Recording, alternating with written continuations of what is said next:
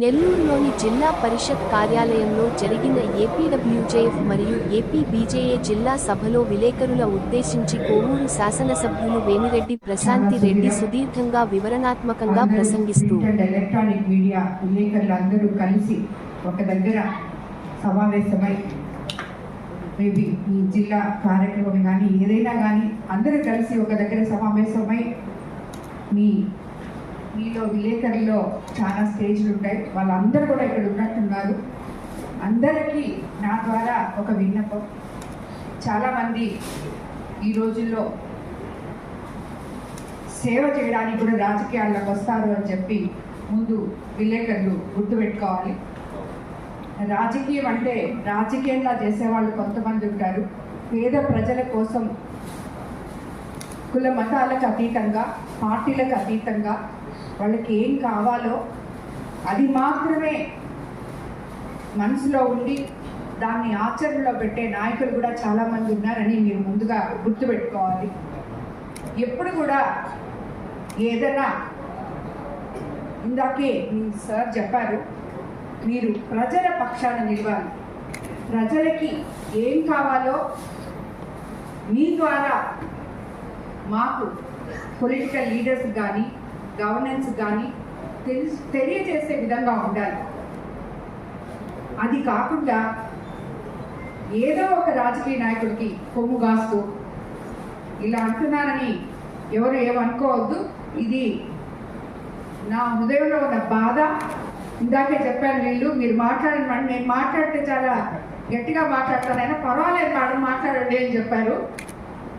ఎవరికో ఒకరికి కొమ్ము కాస్తూ వాళ్ళ కోసం ఇంకొకరి మీద ఏదో ఒక అపవాదు వేస్తూ ఇలాంటి మీ విలేకరులు చేసే పనులు కావు అని చెప్పి కూడా మీకు అందరికీ తెలియజేసుకుంటున్నాను. ఏదైనా కూడా నీతి నిజాయితీగా వాళ్ళు మంచి చేస్తే మంచే ప్రజలకు తెలిపండి, చెడ్డ చేస్తే కూడా తెలిపే ధైర్యం మీలో ఉండాలి. విలేకరులు అంటేనే ప్రింట్ అండ్ ఎలక్ట్రానిక్ మీడియా వాళ్ళు అంటే వీళ్ళు భయపడాలి జనం. రాజకీయ నాయకులు కానీ అధికారులు కానీ ఎవరైనా వీళ్ళు చెప్తే అది నిజం, అక్కడ ఏదో ఉంది అని చెప్పి వెళ్ళాలి. ఎందుకంటే నాకు రోజుకి 10 మంది పంపిస్తుంటారు మా కాన్స్టిట్యున్సీలో. ఇది నా పర్సనల్ ఎక్స్పీరియన్స్, ఎక్కడ ఏం జరుగుతుంది అని చెప్పి. ఏ విలేకరి నాకు వాట్సాప్లో పంపించినా వెంటనే దానికి సంబంధించిన నాయకులకి, ఆ సంబంధించిన గ్రామాల వాళ్ళకి, అధికారులకి చాలాసార్లు జేసీ గారికి కూడా పంపించినాను నేను, కలెక్టర్ గారికి కూడా పంపిస్తాను, ఎస్పీ గారికి పంపిస్తాను, సిఐ గారికి పంపిస్తాను. ఇమీడియట్గా నేను దాన్ని పంపిస్తూ ఉంటాను.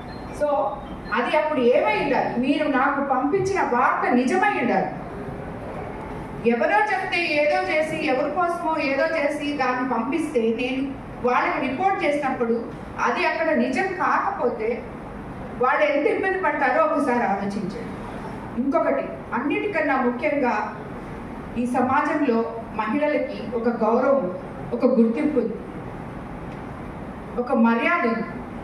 అంటే మీకు లేదని కాదు, అందరికీ ఉంటుంది. మీలో కూడా విలేకరులు ఎంతమంది మహిళలు ఉన్నారు. కాకపోతే ఒక మహిళ గురించి పార్టీలకి అతీతంగా ఏ పార్టీ వాళ్ళు మాట్లాడినా విలేకరులు మేము తీసుకోము, మీరు మాట్లాడకండి, ఉంటే రాజకీయం మాట్లాడండి అని చెప్పి ఈ రోజుల్లో మీరు రాజకీయ నాయకులకి చెప్పాల్సిన అవసరం చాలా ఉంది. ఏ ఛానల్ కానీ, ఏ విలేకరు కానీ, ఎవరు కానీ. సో ఇవన్నీ కూడా మీరు చేస్తే విలేకరులకి ఈ సమాజంలో ఎంతో అత్యున్నత స్థానం ఉంది అనేది మీకు అందరికీ తెలిసిందే. అది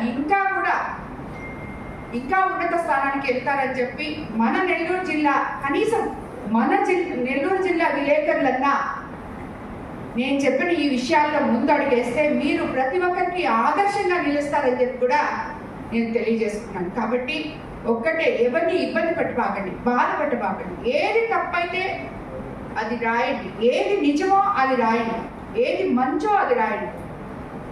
అలా కాకుండా దాన్ని మ్యానిపులేట్ చేసి రాసే విధానాన్ని మార్చుకోవాలని చెప్పి నేను ప్రతి ఒక్కరికి కూడా విలేకరులకి మీ అందరి ద్వారా కోరుకుంటున్నాను.